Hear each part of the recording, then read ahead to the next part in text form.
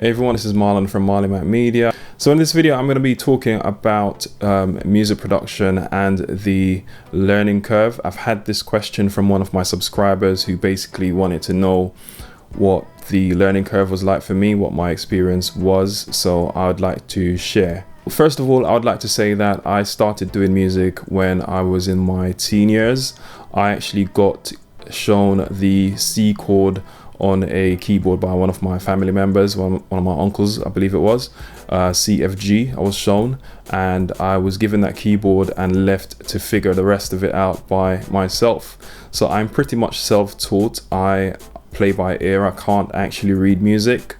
I do know enough in terms of the where the keys are on the keyboard and what keys are for what letters, and how to play some of the main chords and how to identify some of the main chords. For the most part, I don't read music, and I eventually started playing in a youth band, a live youth band, where I was backing singers that I did not rehearse with. Somebody would go up and start singing, and I've had to figure out the root key that the person is singing in and basically find the chords based around that to back them whilst they're singing.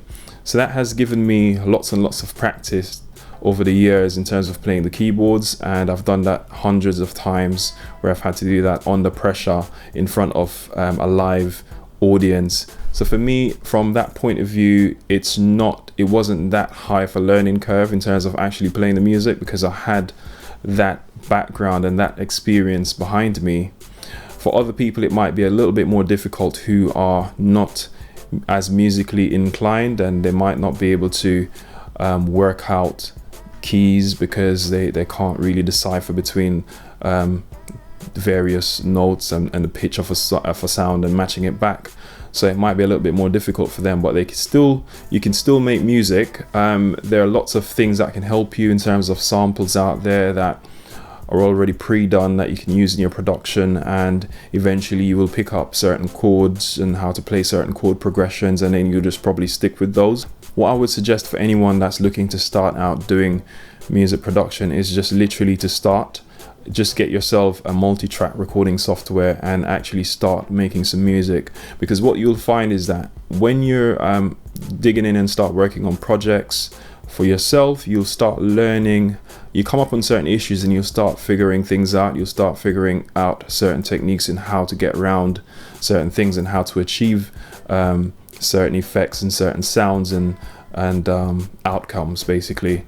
Pretty much all the multi-track recording softwares work the same way in terms of they've got tracks for recording audio and tracks for virtual instruments. So literally what you need to do is just grab hold of whichever software you want to use and learn the core basics.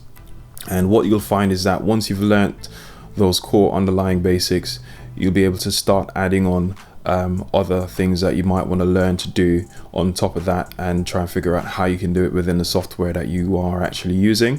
What I used to do as well when I first started out is to try to recreate elements in some of the songs that I like and what I want to produce music that sounds like. So I started recreating certain elements. I wouldn't have the sounds exactly that they use, but the principle, I would apply the principle to whichever sounds I was using that I could hear and try and achieve the outcomes that they had.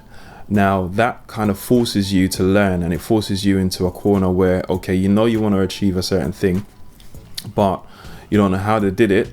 But you tried to reverse engineer things, and eventually you would start figuring things out.